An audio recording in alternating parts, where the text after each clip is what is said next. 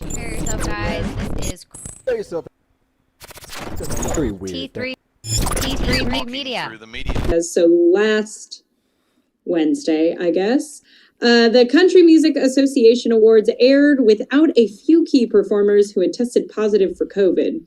The CMA announced it would be moving forward with an in-person event at Nashville's Music City Center. The CMA found itself in hot water after making a statement encouraging artists to remain apolitical amid the election. Quote, "It's been a year, y'all. But for 3 hours, this is a no-drama zone," the group tweeted on November 4th. Country journalists criticized the statement, including singer-songwriter Margo Price, who tweeted, "Once again, the CMAs are censoring/whitewashing their show, but who's surprised? Anyone still participating is a socially unconscious pawn artist,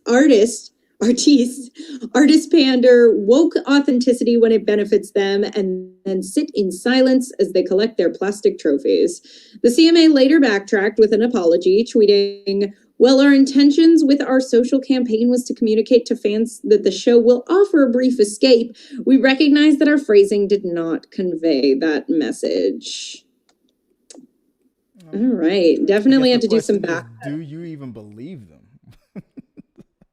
I mean, I think there's a lot to feel icky about here, and I'm not a country music hater by any means, but I think more than anything, for me to go ahead with an event of that size at in the middle of everything going on, it's like the Emmys couldn't do it. Why? What makes you special? What makes this okay? What makes this not a potential super spreader event that you should be ashamed of yourselves? Like, this is not okay. Because this is America TV. Come on, you know why. Like, it really just sends the wrong message of like, this is fine, don't worry about it. I got a kick out of that tweet where what did they say, something about socially unconscious pawns. I was like, whoa, somebody was really letting the gloves off.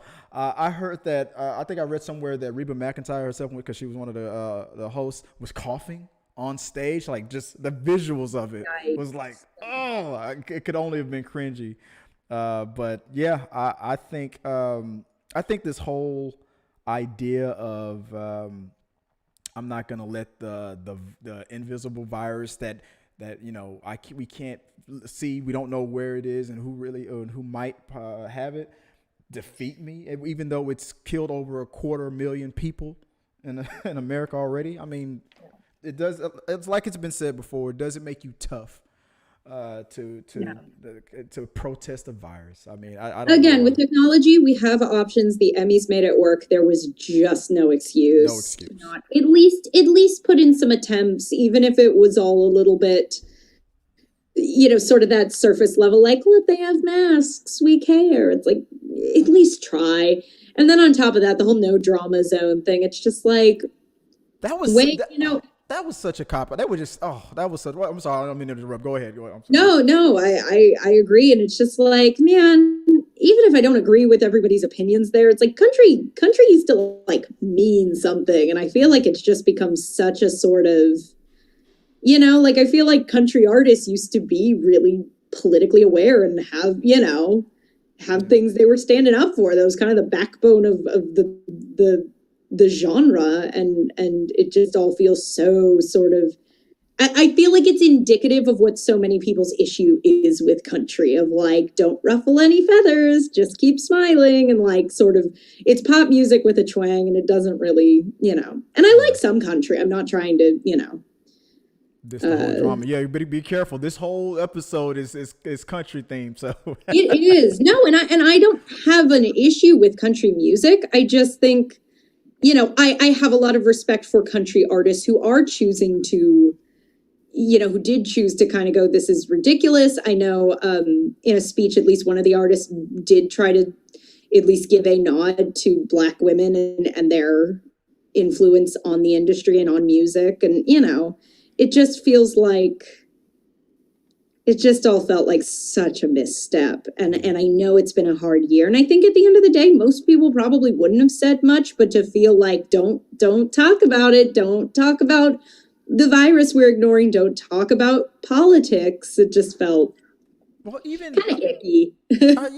But even that I'm not going to talk about it stance is that silence is still, what do they call that? There's still a volume in that, and there's still a message behind that. There's still them by saying this is a no drama zone. You're still taking that stance, on my opinion, that you're politicizing it and saying that you're kind of feeding the whole myth about if we ignore it, it'll go away. I mean, we've been doing these things, or some of us, half the country has been doing that, and it hasn't gone away. All the scientists warned us of what was going to happen by the end of the year, by the time winter hit, and so far that's coming true. So I've always said, let's stop doing the same thing, expecting a different results. Half of the country thought that if we ignored it, it would go away. They were wrong. I mean, now it's spiking even more. So yeah. I feel like now that we've tried that, let's try something else. Like you said, the other award show set the example. What was it? Was it the Emmys? What was it? Yeah, the Emmys. I think the Emmys handled it kind of as well as they could have. Yeah. Just having people Skype in, and like I said, that technology exists. And was it a little weird? Sure, but I think setting the precedent of like, things are a little weird right now, and everybody has to make their little sacrifices. Yeah. And I think my only other thought on it is the whole no drama zone. It's like the Country Music Association is within their rights to say, we want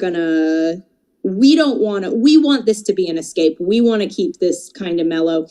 But I think the way they handled it too, I think as an artist, if I wanted to say something, I would feel censored in a way that was uncomfortable, of like, oh, if I win, I guess I'm not allowed to. Because I think it's pretty common, and I know some people take issue with it, but I think it's pretty common accepting an award, kind of saying, okay, this is my platform. There's something I feel a need to draw attention to as a person, and as a person with a large platform. Right. So I think feeling like the association was kind of like, don't you dare, we're all smiles. It was just like, don't pay no attention to the man behind to the COVID behind the curtain. That's not the way to handle it. So I guess, I don't know. I guess, they could have handled it a lot better and set an example, because the world, I mean, well, maybe not the whole world, but enough people were watching. So it's time to start setting the example, guys. I guess the question is, what do you guys think about everything that went on? Did you guys catch the CMAs? Was that a show that you caught live? I don't know. if you want to let us know on the box below what happened, what you thought about it, or just what you in general think about the whole thing, let us know about it, and we'll talk about it on We Got Your Mail. So, what's the next trending topic of the week? From is it Vanity Fair, I think? Taylor Swift said that Scooter Braun is trying to, quote, silence her forever, but promises she still has plenty of surprises in store. Taylor Swift gave an update about the ongoing legal process of buying back her master recordings from Scooter Braun on Monday night, but the opportunity to repurchase her music is not looking likely. After the news broke, the pop star tweeted out an open letter explaining that while her team attempted to enter negotiations with Scooter Braun, his team allegedly demanded that she first sign an NDA stating she would never say another word about Scooter Braun unless it was positive. Despite all these legal complications, Swift hasn't given up hope just yet. A representative for Scooter Braun was not immediately available for comment. Boy, nothing like saying the name Scooter Braun like 8 times in a row to make you realize what a dumb who is she fighting again? I don't. What's Scooter that Braun. Scooter Braun. What? That's a name. That is a name. That's a name and a half right there. How do you take a guy serious? I can't not picture him in one of those hats with like a little kid pinwheel on the top. You know, the kind I'm talking about? Yeah. I know what you're talking about. An oversized lollipop like, it's me, Scooter Braun. I own your masters. Yeah. Like, see you in court. Ha ha ha. That's all we have to say on the topic. Yeah, exactly. Let us know what you guys think. But you know what? There was and we're gonna. I guess we'll go over it a little bit later. But there was some people in our community who said something like, They don't really listen that much to Taylor Swift, but just the topic alone is something like, wow. I mean, she works hard, she wrote those songs, and the industry is known for these shady deals. You think it's bad now. I mean, go back in time where people were where it was like a way of life. Hey, just getting fed. It's like, oh, you're 12, you're too fat. You got to take these if you want your contract. Oh yeah, exactly. Like things like that. I mean, you couldn't fight them. You couldn't fight them. No. Thanks to the internet nowadays, people do things independent. You can't reach the masses without a record deal, without the power of the label behind you. But now, thanks to the internet, right, a lot of people have proven them wrong. So deals have gotten a lot better lately. So, I'm not like a huge Taylor Swift fan. I have nothing against her. It's not like a personal. What is her army called? The Taylor's. What is her like the Beehive? Like, what are they called? Swifties. The Swiftie, yeah, Taylor and the Swifties. I don't. Guys, let us know what that one is. But I know I'm gonna. You know what? I'm gonna double down. I think that might be right. But yeah, no, it's all just sort of unquestionably messed up. Not owning your work that you wrote and recorded, and like it does not feel like a gray area to me that that is her work and should be her work. Legality aside, I understand like the business sucks and you got to be careful what you're signing away. And I am not a lawyer, so I don't understand a lot of the ins and outs of that. But I certainly just fall on the side of like, that's awful and kind of messed up. And I know she's had to like find ways to work around it. And I believe it said she's re-recording some of her earlier stuff, but yeah, it's all just such an odd. Also, that NDA is so messed up. Yeah, like you can't say anything. Again, it's just like that weird icky censorship of like, oh, what the hell? But it really didn't say anything like, I'll give you your masters. It really what it really to me says is, we'll continue to negotiate. I'll cooperate in the negotiation as long as you're nice to me in front of your fans. Give me a little attaboy, and maybe I'll show up to court with you and we'll talk a little bit more. That's kind of how it comes off. And real quick, hey Victor Bradshaw, he's watching us live. I see you there. Appreciate you. I was just gonna say, hey Victor. hey buddy. But yeah, it just feels like it's probably not going to come off in her favor. I think maybe she does have the rights to her masters now, because obviously she's. I think at least some of the early ones and some of of the later ones she does not, was how I understood it. But the question is, what is she making more money on now? What is she making more money on now? Her earlier work or her work from now?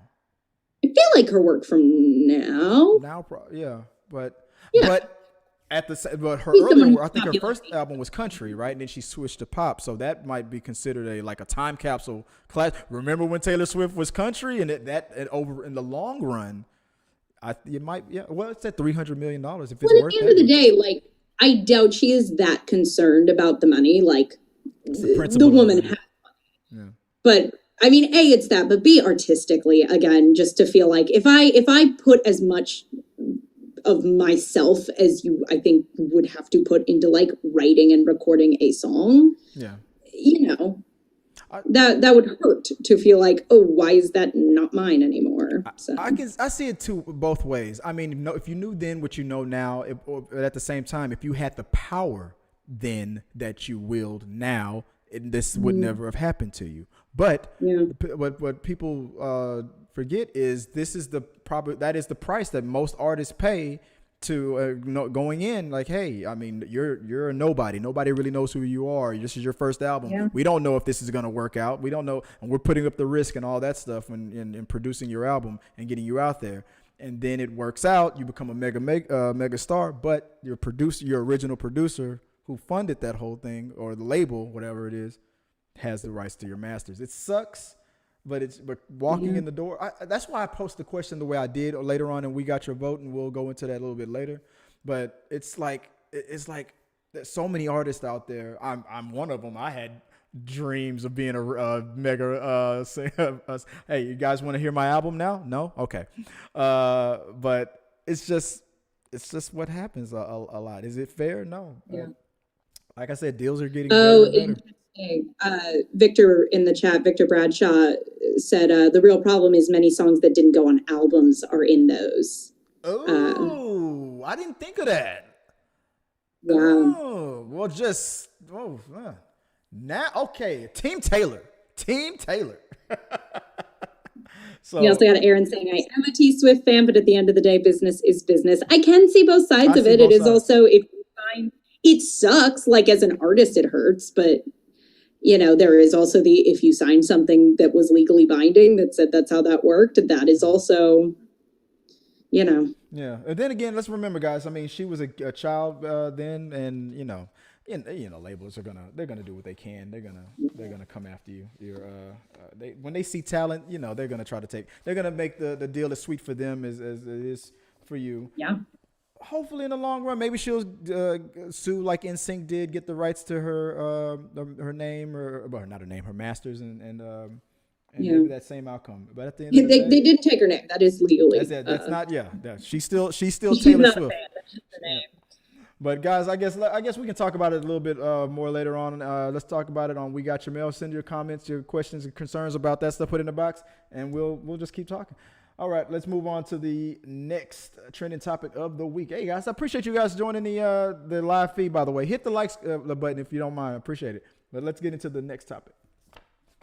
From Vulture, it has been discovered that country icon and living human saint Dolly Parton was one of the major funders for Moderna's coronavirus vaccine, which has proved to be nearly 95% effective in early data. Parton confirmed, ever so humbly, that she indeed made the donation through her research fund. I'm just happy that anything I do can help somebody else, she said. When I donated the money to the COVID fund, I just wanted to do good, and evidently it is. Let's just hope we find a cure real soon. I love Dolly Parton so much. Let's just make this clear. Dolly Parton is better than everybody. Dolly Parton is truly just a beautiful human being, like inside and out. Like, what a treasure. And she could just rest on how talented she is, because she's one of those people, like, you want to talk about, like, oh, I like country, I'm not really into new country. I don't know anybody who would tell you Jolene is not just a banger of a song. Did you read the link that you gave me for this topic? Did you read how it began? The vaccine. I was like, I get it. I shouldn't get it, but I get it. Oh, she's a beautiful human. I mean, let's just talk real quick about Dolly Parton. Like, yes, obviously, beautiful woman, insanely talented. I have been to Dollywood on 2 separate occasions in my life, her amusement park. But here's the thing about Dollywood. 1, it kicks ass. It's so fun. It is such a good amusement park. 2, she's from this tiny town in the Smoky Mountains of Tennessee. And when she got huge, she was like, I'm going to go back and I am going to build an amusement park and I'm going to put Pigeon Forge, Tennessee on the map. And everybody in the town is like, thank you, Dolly. We all have work now. Yeah. We're all doing great. And she started a charity that sends books to children. You know what it reminds me of? It reminds me of what Bill Burr talked about when he was talking about Arnold Schwarzenegger, like the impossible route that like I'm gonna marry a Kennedy. There's no freaking way you're gonna do that. And he does like that. Like, this is the things that I had to go back. She grew up in this like literal one room shack in the Smoky Mountains of Tennessee and became just this world-renowned icon and continues to just be like a beacon of positivity and grace and just like the head of just like her own empire. Yeah. And I love her, and They're smart as hell too. I was delighted but not surprised. Like, it was the most insane answer of like, guess who helped fund this vaccine? Yeah. Of Dolly Parton. It was like, what? Dolly Parton. Yes. Of course, Dolly Parton backed the one of the companies that would be in the not just the 90 percentile, the high 90 percentile of success. And you know what? It was probably the Dolly touch. Like, we were like, the scientists were like, we're struggling, man. I don't know if we're gonna. Dolly Parton's got her back. Oh, 86, 87, 95. Hey, I don't think that's how that works, but yes. Yes.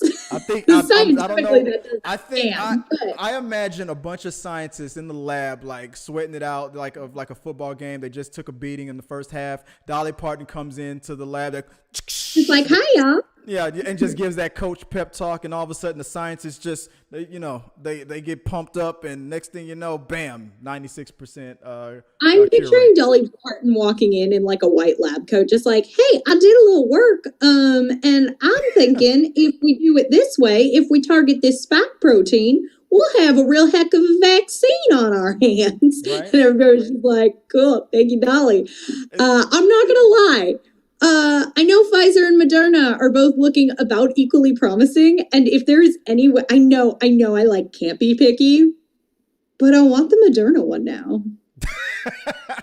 Give me the Dolly cure. Like if I end up with the Pfizer vaccine, I will be like a little bit disappointed. Yeah, you're gonna like that vaccine is trash. I want the Dolly cure. But no, I mean I'm just glad that we've got more companies out there who are making progress. It's obviously that's awesome. Like the bigger news of all this, but the entertainment bent of it is it's just mwah, it's kind of perfect. Guys, let us know what you guys think about that whole thing. Isn't it kind of ironic that a person as sweet as Dolly Parton is once again helping to making the world a better place? Comment below, let us know what you guys think, and we'll talk about it some more. We got your mail. All right, guys, I'm gonna call it on that, man. Appreciate you, Amy, for once again doing another tour. I told you this was going to be the best show ever, even though I had all these technical difficulties and all that stuff. Trust me, next week will be even better because of things. I won't spoil it, but you guys will see. Oh, my pleasure. Thank you, everybody, for watching and chatting. It made it super fun. We appreciate you guys very much. Yeah, guys, remember, just hit the like and subscribe button. Let us know what you guys think. Thank you guys for watching. If you want to catch me online, you can always reach me at Chris Fagan 1980. Amy, where can people go and debate Michael B with you? Sure. If you want to find me on Instagram, I'm at amy.n.newman and on Twitter at amy_n_newman and GeoCities / Michael B. Jordan, please return my calls.com. There we go. Michael. That's my fan site. Can you still make a GeoCities? I'm going to look that up. Yeah. All right, you do that. Okay, guys, appreciate it. That's the stream, guys. Remember, catch it. If you guys missed it, that's your bad. You got to become a member, catch what you missed. And who are you saying this to? If they're either watching it or they're not. Chris. Nobody's gonna see it. They're not everybody who can't hear me right now, go to hell. Until next time, guys. Peace. If you like what you saw, make sure to subscribe to the channel and please drop a like on this video. It really does help us. Also, don't forget you can turn on notifications so you don't miss a single review, react, why is that trending, or we got your mail.